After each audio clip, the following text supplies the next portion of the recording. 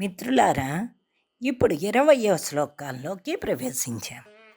అయితే ఇక్కడ శంకర్లు తన మనశ్చాంచల్యాన్ని పోగొట్టి, కోతి వంటి తన మనసుని భక్తి అనే తాడుతో బంధించి, ఈశ్వరుని అధీనం చేసుకోమని ప్రార్థిస్తున్నారు. ముందు శ్లోకాన్ని చూద్దాం. సదా మోహాటవ్యాం చరతి యువతీనాంకుచగిరౌ నటత్యాసా శాఖా స్వటతి ఝడితి స్వైరమభితః కపాలిన్ భిక్షో మే హృదయకపిమత్యంత చపలం దృఢం భక్త్వా బద్ధ్వా శివ భవదధీనం కురు విభో. ఇక్కడ ప్రతి పదాన్ని విడదీస్తే మనకి చాలా అర్థమవుతుందండి. శివ, ఆనంద స్వరూపుడమైన ఓ ఈశ్వరా. కపాలిన్, బ్రహ్మ కపాలమును చేత ధరించిన ఓ ఈశా. విభో, సర్వవ్యాపక శివ. భిక్షో అంటే ఓ ఆది భిక్షు. సదా, ఎల్లప్పుడూ నా మనస్సు అనే కోతి, మోహ సంసారవంశ అనే అటవ్యాం మహారణ్యమునందు చరతి సంచరిస్తోంది. యువతీనాం యువతుల యొక్క కుచగిరౌ స్తనములు అనే పర్వతమునందు నటతి ఆటలాడుతోంది, నాట్యం చేస్తోంది. ఆశాశాఖ, ఆశ అంటే భార్యాపుత్రుల యందలి ప్రేమ అనే శాఖాసు కొమ్మలయందు ఝడితి శీఘ్రముగా అభిత అంతటను స్వైరం స్వేచ్ఛగా అటతి తిరుగుతోంది అంటే పరుగులు పెడుతోంది. అత్యంత చపలం మిక్కిలి చంచలమైన మే నా యొక్క హృదయ కపిం మనస్సు అనే కోతిని దృఢం గట్టిగా భక్త్యా భక్తి అనే త్రాడుతో బద్ధ్వా కట్టి భవదధీనం నీ స్వాధీనం నీ అదుపులో ఉన్నదాన్ని కురు చేసుకో అని ప్రార్థిస్తున్నారండి. యాక్చువల్లీ ఈ 20 శివానందలలో 20వ శ్లోకం ఉంది. చాలా చాలా ముఖ్యమైన శ్లోకం అండి. మనిషిలో రకరకాల లోపాలు ఉంటాయి. అయితే ఆ లోపాల నుండి బయటపడే మార్గాన్ని శంకర్లు మనకి ఈ శ్లోకం ద్వారా తెలియపరుస్తున్నారండి. యాక్చువల్లీ మనిషికి మనసు అన్నది చాలా ఇంపార్టెంట్ అవయవం అండి. అది మనందరికీ తెలుసు కదా. మనస్సు, కాకపోతే ఆ మనస్సు ఏంటంటే చాలా చంచలమైనది. అది ఇష్టనటికి ఎక్కడెక్కడెక్కడో పరిగెట్టేస్తుంటుందండి. దానికి ఉన్న వేగం ఇంకా దేనికి లేదు. అందుకే గీతలో అర్జునుడు చెప్తాడు, చంచలం హి మనః కృష్ణ మన ఏవ మనుష్యాణం కారణం బంధమోక్షయో. అనగా మనిషి పతనానికి టండి బ్రహ్మపద సిద్ధికి కూడా ఏది నువ్వు కింద పడాలన్నా లేదా ఎత్తబడాలన్నా బ్రహ్మపద సిద్ధి కావాలన్నా రెండిటికి మనస్సే ఇంపార్టెంట్ అని చెప్తున్నారు. అయితే అటువంటి మనస్సుని శంకర్లేమో ఈ శ్లోకంలో కోతితో పోల్చారండి. ఏమిటి కోతితో పోలవడం అని మీకు నవ్వొస్తోందా? కాదండి, అతను చెప్పిన పోలికలు వింటే నిజమే కదా అనిపిస్తుంది. మనస్సుకి కోతికి 2 సమాన లక్షణాలు ఉన్నాయండి రెండిటికిను అని చెప్తున్నారు. అయితే మీరు చూడండి, కోతి ఎక్కడైనా ఒక చోట స్థిరంగా ఉంటుందా? ఉండదు. దానికి చాలా చపలత్వం ఎక్కువ. అలాగే సేమ్ చూడండి, మన మనస్సు కూడా అంతే. మనిషిలో ఉండే మోహాన్ని అరణ్యంతో పోల్చారు శంకర్లు. మోహం అంటే ఏంటండి? సంసార వాంఛ, కామ వ్యామోహ మమకారాలు, ఇవన్నిటినీ మోహం అంటారు. అలాగే మీరు అరణ్యాన్ని తీసుకుంటే అది దట్టమైన భారీ వృక్షాలతో, అడవి జంతువులతో, గుట్టలతో, లోయలతో, వీటన్నిటితో నిండి ఉంటుంది. అవునా కదా? అయితే ఇంకా ఈ మనస్సు అనే కోతి ఉంది కదా, ఈ మోహం అనే అరణ్యంలో ఉంటండి ఇంకా దానికి ఫ్రీడమ్ అనమాట. హాయిగా తిరుగుతూ ఉంటుంటుంది అనమాట. అయితే ఈ మన మనస్సు ఏమిటి? మనస్సు అనే కోత ఎలా తిరుగుతూ ఉంటుంది? స్త్రీల స్తనముల మీద అనే పర్వతాగ్రాలపై తిరుగుతూ ఉంటుంటండి. కోతేమో పర్వతాలపై తిరుగుతూ ఉంటుంది. నెక్స్ట్ మనస్సు అనే కోతేంటి, కోరికలు అనే కొమ్మలపై గంతుకులు వేస్తూ ఉంటుంది. ఇక్కడ మనసుని ఈ కోరికల్ని కొమ్మలుగా పోల్చి మనస్సు ఆ కొమ్మలపై ఊగుతూ ఉంటుంది, గంతులు వేస్తూ ఉంటుంది అని చెప్తున్నారు శంకర్లు. అయితే కోతి ఎప్పుడు మామూలు కోతి అయితే మీకు తెలుసు కదా, ఎప్పుడు కొమ్మలపై తిరుగుతూ గెంతుతూనే ఉంటుంది అన్నమాట. అలాగే ఈ కోతి కొమ్మలపై ఎలా తిరుగుతుందో మన మనస్సేమో ఆశలతో తిరుగుతూ ఉంటుందండి. ఇలా స్వేచ్ఛగా తిరిగి మనస్సు అనే కోతిని లొంగ తీసుకోవడానికి శంకర్లో ఒక ఉపాయం కనిపెట్టారండి. ఏమిటంటున్నారు అతను, ఈశ్వడితో అయితే ఒక ఒప్పందం కుదుర్చుకుందాం అంటున్నారు. ఏమిటా ఒప్పందం? ఈశ్వర, నువ్వేమో ఆది భిక్షువి. అంటే ఆది భిక్షువు అంటే మీకు తెలుసు కదా, ఫస్ట్ భిక్షం ఎత్తిన అతను ఎలాగా పుర్రెని చేత పట్టుకుంటాడు. పుర్రెని చేత పట్టుకుని అందరి దగ్గరికి బిచ్చం ఎత్తుకుంటాడు అని అతని అర్థం. అయితే ఈశ్వరుడు ఈ పుర్రె చేతు ధరించి వెళ్ళేవనుకో తండ్రి, నువ్వు నిన్ను చూసి పెద్దవాళ్ళు ఏం పెద్ద పట్టించుకోరు, కానీ అందరూ భయపడిపోతారు.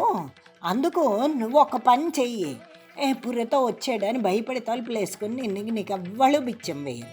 అందుకు నువ్వు ఒక పని చెయ్యి, ఈ ఒక కోతిని నీతో తీసుకెళ్ళావనుకో పెద్దవాళ్ళు లాంటి వాళ్ళు పెద్దగా పట్టించుకోరు, కానీ పిల్లలు లాంటి వాళ్ళు ఆ కోతి చేష్టలు చూసి ఆనందిస్తూ ఉంటారు కదా, అప్పుడు నీకు భిక్షం బాగా దొరుకుతుంది.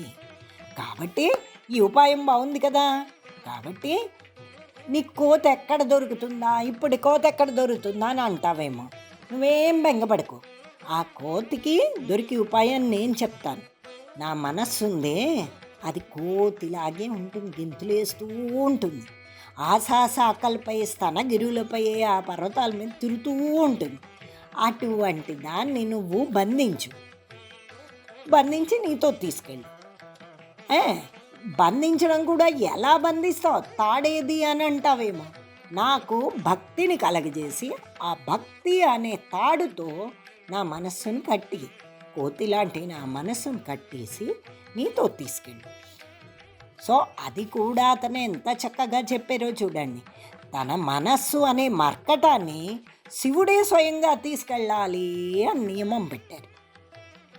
అయితే అందులో మరి క్లియర్గా చెప్తున్నారు, తన మర్కటం మంచిది కాదు సుమా, చాలా చంచలమైంది, కాబట్టి నువ్వు దాన్ని గట్టిగా తాడుతో కట్టాలి, లేకపోతే దాన్ని నువ్వు పట్టుకోలే సుమా అని. ఏం తాడు కట్టాలో కూడా అతనే సూచిస్తున్నారు. భక్తి అనే తాడుతో బంధించి దాన్ని నువ్వు కంట్రోల్లో పెట్టుకో అని కోరుతున్నారు. సో అక్కడతో ఇంకా అప్పుడు ఏంటంటే శంకర్లకి తన మనోమర్కటకి కోతి చేసి శాస్త్రాల నుంచి బాధ వదిలిపోతుంది కదండి. ఈశ్వడిక భిక్షాటనం అనుకూలంగా ఆకర్షణీయంగా ఉంటుంది. ఇది శంకర్లు శివుడితో చేసుకున్న ఒప్పందం అనమాట.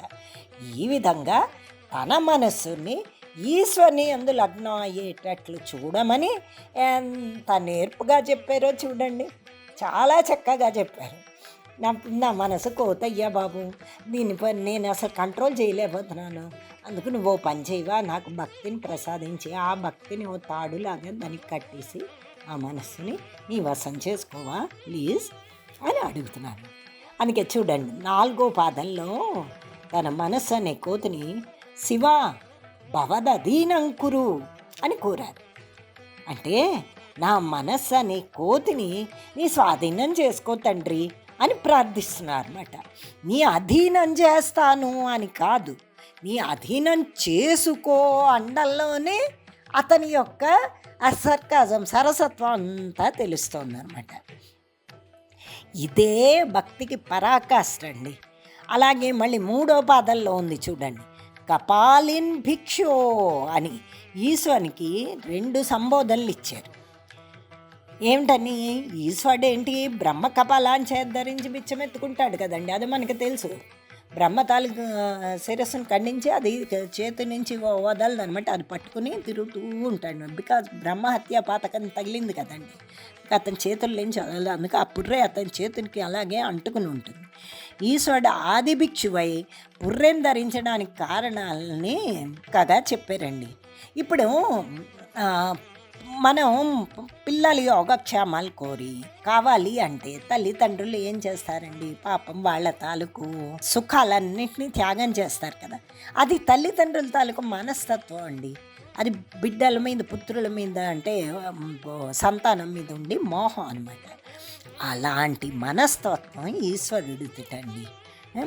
తన బిడ్డలు మాత్రం సమస్త భోగాలు అనుభవించాలి అని అతను మాత్రం ఐశ్వర్యాన్ని, సంపదల్ని అన్నీ బిడ్డలకి ఇస్తాడు. పిల్లలు ఏం అడిగితే అది ఇచ్చేస్తుంటాడు. కానీ తను మాత్రం పుర్రెని పట్టుకుని బిచ్చం ఎత్తుకుంటూ ఉంటాడండి.